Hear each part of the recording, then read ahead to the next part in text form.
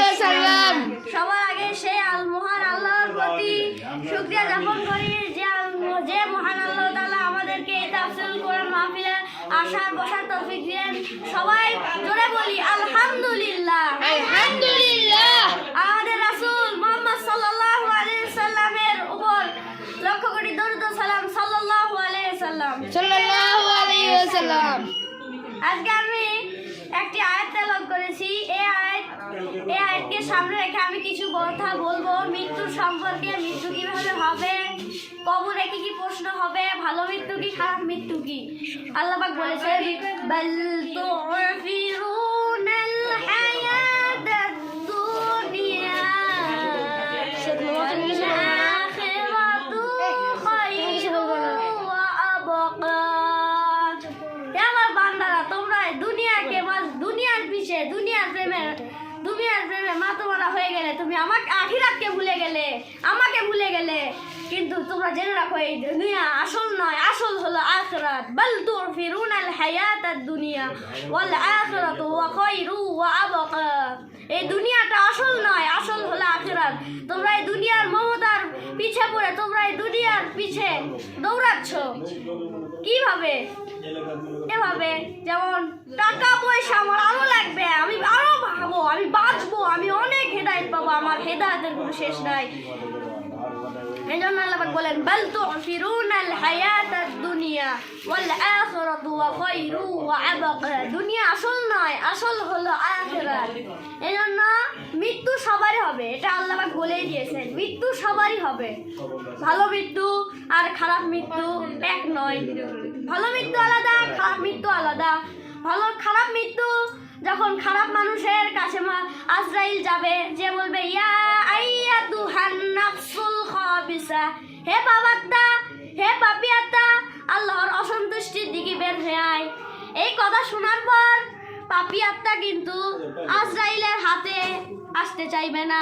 ডানে পালাবে, সামনে পালাবে, পিছে পালাবে, বামে পালাবে, খালি পালাতেই থাকবে। আবার আজরাইল ধমক দিয়ে বলবে ইয়া আইয়াতুহান নাফসুল খাবিসা, হে পাপী আত্মা, আল্লাহর অসন্তুষ্টির দিকে বের হয়ে আয়। আত্মাকে যখন চেপে ধরবে, তখন একটা জীবিত ছাগলকে যাবে না করে টেনে হিসড়ে চামড়া ছিঁড়লে যত কষ্ট হয়, তার সে 70 গুণ বেশি কষ্ট দিয়ে মালাকুল মাউত ওই পাপী আর খারাপ জালেম বামপন্থী তাদের রূপ কবজ করবে। আল্লাহ আমাদের মৃত্যু যেন ভালো মানুষ মুসলমান আর ডানপন্থীদের লেখান্তি করে হয়। আমরা সবাই বলি, জোরে বলি আমিন আমিন। আর যখন ভালো মানুষের রূহ কবজ করতে যাবে, যে বলবে ইয়া আইয়াতুহান নাফসুল তাইয়্যিবা, হে ভালো আত্মা, আল্লাহ তোমার আল্লাহর সন্তুষ্টির দিকে তুমি বের হয়ে আসো। আবার আরেক বর্ণনায় আছে ইয়া আইয়াতুহান নাফসুল মুতমাইন্না, হে ভালো আত্মা, হে প্রশান্ত আত্মা, তুমি আল্লাহর সন্তুষ্টির দিকে বের হয়ে আসো। উখরুজি ইলা মাগফিরাতাম মিনাল্লাহ, উখরুজি ইলা মাগফিরাতাম মিনাল্লাহি ওয়া রিদওয়ান। যারা নবীর সুন্নাত পালন করবে, যারা মুখে দাড়ি রাখবে, তারা বলবে হ্যাঁ আমি একে চিনি, ইনি হলেন আমাদের নবী মুহাম্মদ সাল্লাল্লাহু আলাইহি ওয়াসাল্লাম।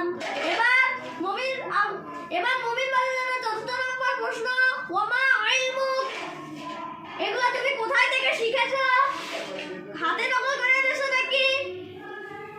কাপড়ে কি নকল করে এনেছো? পরীক্ষার সময় কিন্তু অনেকে হাতে নকল করে নিয়ে আনে, পায়ে নকল করে নিয়ে আনে, জুতার মধ্যে নকল করে নিয়ে আনে।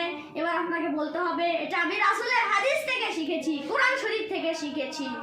এবার আপনাকে বলা হবে আহলান সাহালান, তুমি তো পাস করেছো, তুমি তো খুব ভালো প্রশ্নের উত্তর দিয়েছো। এবার আপনাকে জান্নাতীদের পোশাক পরে দিয়ে একটা খাট এনে দিয়ে বলা হবে বাসর রাতে যেমন বউকে নিয়ে স্বামী যেটা ঘুমায়, তুমি ওকে ঘুমিয়ে যাও। তারপরে কবরটা 60 হাত লম্বা করে দেওয়া হবে, কবরের সাথে জান্নাতের একটা দরজা ফিটিং করে দেওয়া হবে। এবার আপনি ঘুম পারবেন। ইসরাফিলের ওই বাঁশির ফু দেওয়ার আগ পর্যন্ত আপনার এই ঘুম কেউ ভাঙাতে পারবে না। তারপরে এবার খারাপ মানুষদের পালা, ওদের কাছে বলবে মান রব্বুকা, তোর রবের নাম কি? ও বলবে আমি জানি না, আমার কোনো রব নাই। ওমা দিনুকা, তোর দিনের নাম কি? কয় যে আমার দিন নাই, আমার কোনো দিন নাই, আমি শুধু দুনিয়াকে মজা দেবো, দুনিয়া তোমারই হে।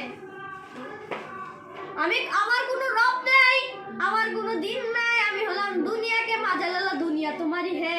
এবার বলা হবে ওমা হাদার রাজুল, এই লোকটাকে চিনো নাকি? তখন ও বলবে হ্যাঁ না, আমি এই লোকটাকে চিনি না। তারপর বলবে হ্যাঁ আমি এই লোকটাকে চিনি।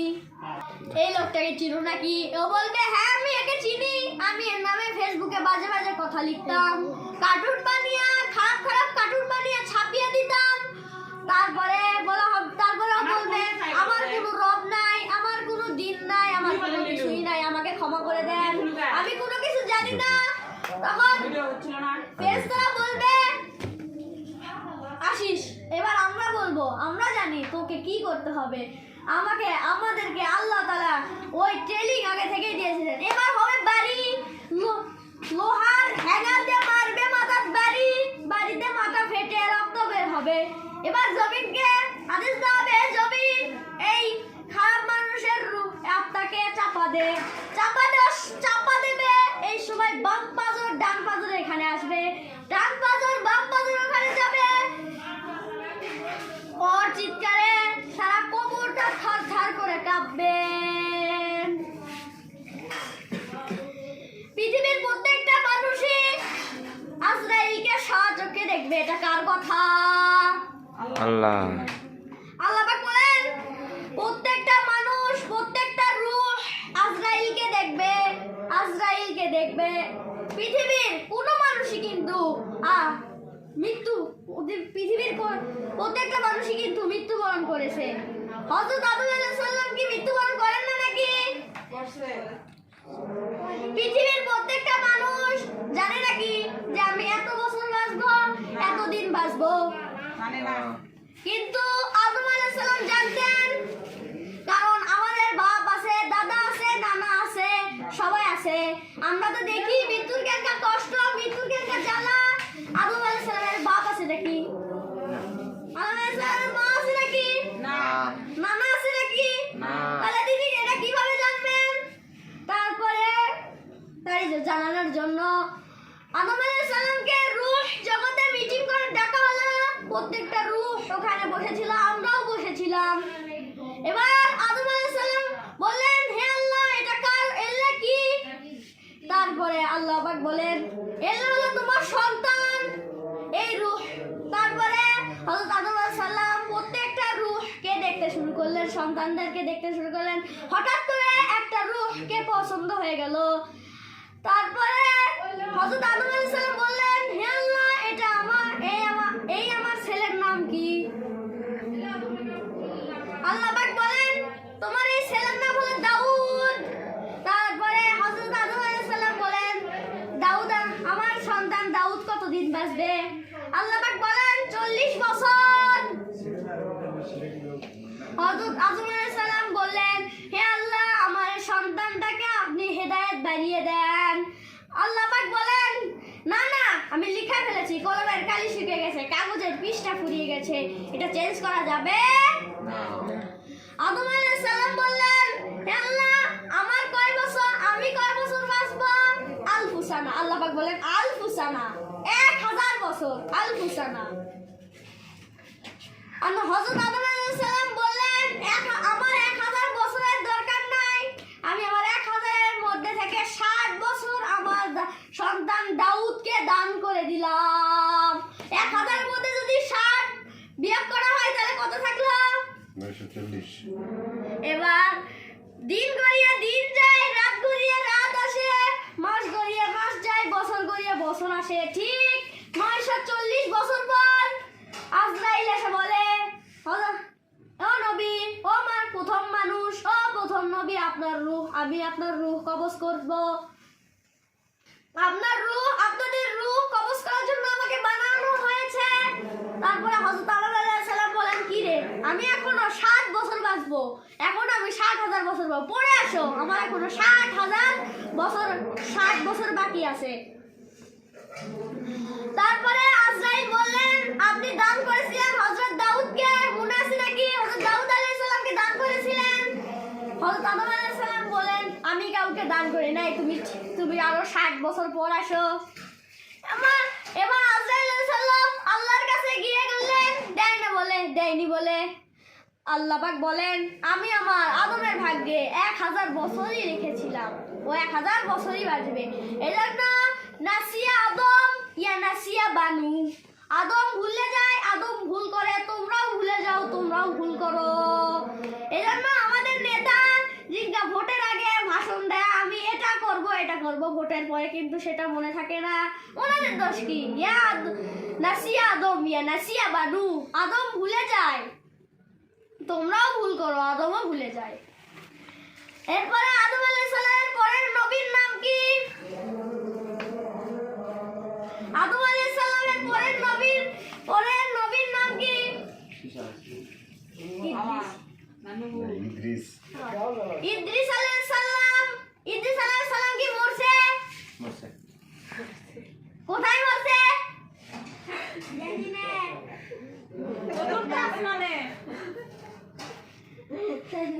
ওনার মৃত্যুর একটা কাহিনী আছে।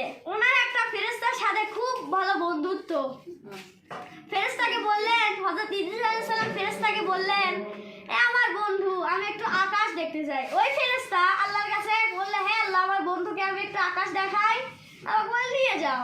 তারপরে প্রথম আকাশ ঘুরলেন, দ্বিতীয় আকাশ ঘুরলেন, তৃতীয় আকাশ ঘুরলেন। তৃতীয় আকাশ ঘোরার পরে দেখে, ওই ফেরেশতারা দেখে আজরাইল আলাইহিস সালাম দুনিয়ার দিকে নেমে আসতেছিল। তখন ওই ফেরেশতা বললেন, হে আজরাইল আলাইহিস সালাম, আপনি কোথায় যান?